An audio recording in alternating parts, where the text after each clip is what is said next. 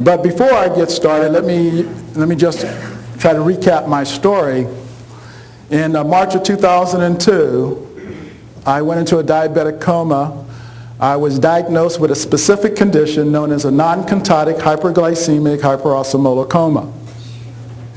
Now, when I came out of the coma, the doctor said, Dwayne, we got some good news and we got some bad news. The good news is that you're alive. The bad news is we've got to remove your legs. So I don't know if anyone here has ever been in a coma, but when you come out of a coma, you don't really realize that you were in a coma. And when the doctor said remove the legs, I thought he meant, oh, move my legs to the other side of the bed. And he said, no, Dwayne, remove. And my daughter said, you mean cut off his legs? My daughter had flown in from Pittsburgh. And I said, cut off the legs? And the doctor said, yeah, and we'll save $250 if we don't like to say cut or amputate, we like to say remove.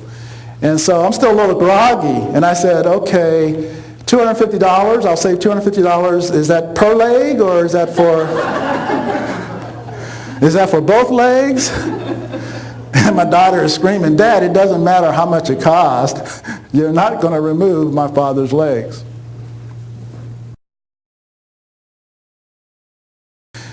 And I was about 80, 85 pounds heavier than I am right now, but I carried it well. I felt I was a little chunky. And my daughter said, no, Dad, you passed chunky 35 pounds ago. Now, and again, because people say, Dwayne, you're a grown man. I said, yeah, but you don't understand. My mother, see, when I was growing up, my mother was a living legend. All the kids in the neighborhood, when my mother came running, they ran before I did. And I knew my mother was coming because you're on a ball field. If the people in the outfield start jumping over the fence, I knew that she was coming down the street. And my mother, she's only that big, but my mother could leap and rip a branch out of a tree. And you became part of that tree. So when you grow up with that type of experience, you learn you don't say no to my mother, you go along with the program. And again, I thought I only had 2 or 3 weeks of this, and she'll be going back home. Only 326, which is still as high, obviously, but it was over 100 points down from the previous readings that I had following the hospital's diet plan. I was so excited. I said, whoa. I called the hospital. I called the doctor. Yeah, Dwayne, that's an anomaly. I said, oh. Okay, it's an anomaly. Okay, so what do engineers do when they face an anomaly? In the lab, we test exactly. We test the hypothesis. I got one data point. And I felt I had nothing to lose because they still wanted to cut off my legs. And I decided, well, let me just try this Brussels sprouts again. And I tried it for lunch, and after lunch, and my blood glucose level dropped, not 100 points, maybe about 55, 56 points. I went, whoa, I was excited. I called the doctor, got 2 data points. He goes, Dwayne, are you listening to me? I need you to understand something, Dwayne. You're in denial. And most diabetics are in denial of their disease. And I'm trying to help you. Whatever you read, you did it incorrectly. Go back to the original program. And so when I got off the phone, my mother asked what the doctor say. Now, I wanted to stay alive. So I said, yeah, Mom, well, the doctor said, yeah, just, follow the program. I didn't tell her which program. And I felt, again, I had nothing to lose, and I continued to eat the Brussels sprouts for the next 7 days.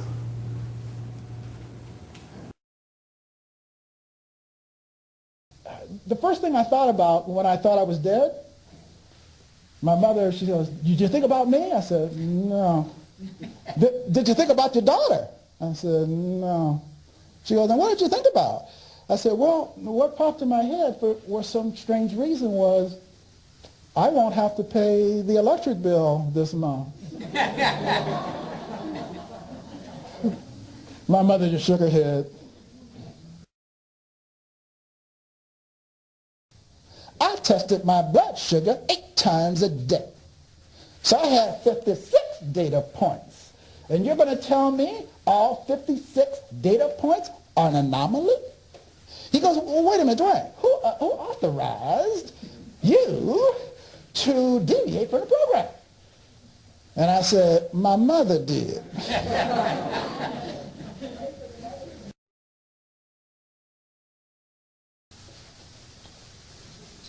The other thing I'll mention besides the nutritional part of a wellness strategy, there are actually 7 strategies, but I'm only going to talk about 2. The other one I'm going to mention is exercise. Everybody knows that exercise is important. I hate exercise. I hate exercise. Anybody here raise your hand, say you love exercise? Somebody raise your hand. I want to talk to you.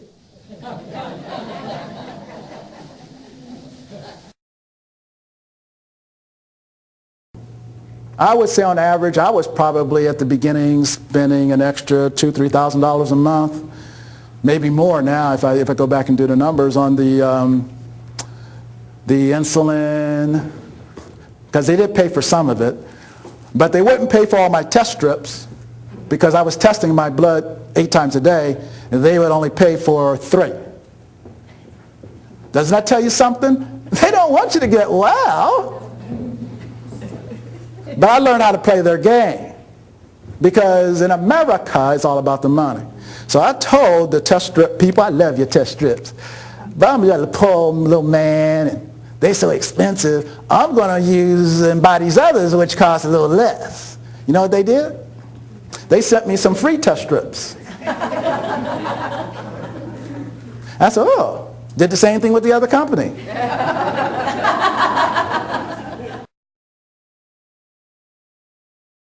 And so today I'm going to try to take an 8-hour workshop and try to hit some highlights during the next 30 minutes or so, and maybe leave some time for some questions and answers.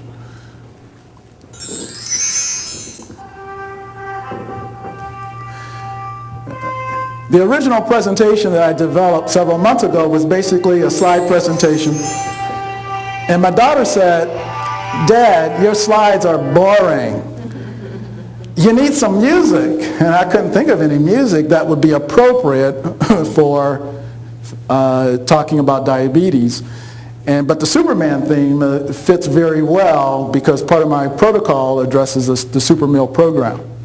And so we're going to discuss some aspects relative to that program, some of the biomarkers, and also, again, the biology of the disease diabetes.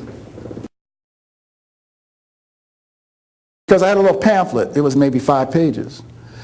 But the questions she had required me to develop a 75-page pamphlet. It was costing me too much money to print the pamphlet. And then my mother said, son, write a book. And I laughed. And I said, yeah, right, Mom. And my daughter said, Dad, you should write a book. Yeah, and I laughed. But finally, when I tried to convince my mother that I should not write the book because there are all these other books written on diabetes, my mother just looked at me and she said, son, what did your father tell you when you were growing up? By the time you have come up with all these excuses and wasted all my time telling me why you can't do something, you could have already had it done. And again, I can't win that battle, people. It was easier to write the book.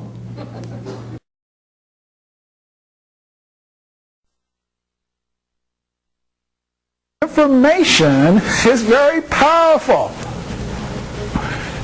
People with power do not want you to have power.